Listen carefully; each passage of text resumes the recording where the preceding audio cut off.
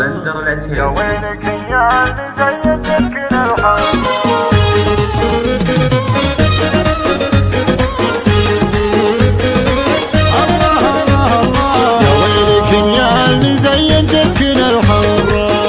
حفيدة وعلينا حي ملفاها جت فاطمة بالحلايا كانها الدرة هذي سمية جدتها من مزاياها هو الحفيدة عليك عالي قادرة من مثلها فاطمة والكل يفداها مثلها فاطمة والكل يفداها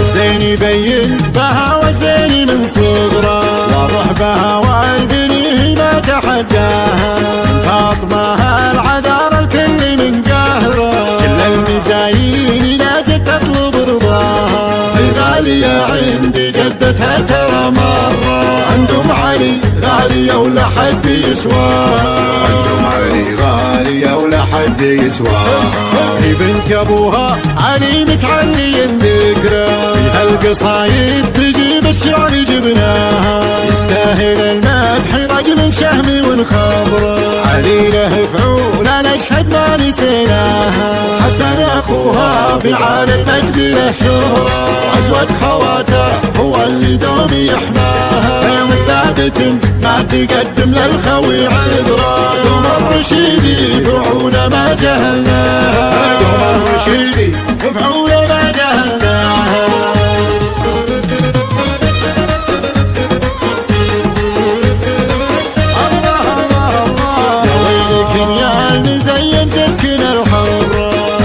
حفيدة وعلينا حي ملفاها جت فاطمة بالحلايا كانها الدرة هذي سمية جدتها من مزاياها هو الحفيدة عليك عالي قادرة من مثلها فاطمة والكل يفداها مثلها فاطمة والكل يفداها الزين يبين بها والزين من صغره واضح بها والبنيه ما تحداها فاطمة العذار الكل من قهره كل المزايين لا جد تطلب رضاها غالية عند جدتها ترى مرة عندهم علي غالية ولا حد يسواها عندهم علي غالية ولا حد يسواها هي بنت ابوها علي متعلي ذكره في هالقصايد تجيب الشعر جبناها يستاهل المدح رجل شهم ونخبره علي له فعول نشهد ما نسيناها حسن اخوها في عال المجد له شهره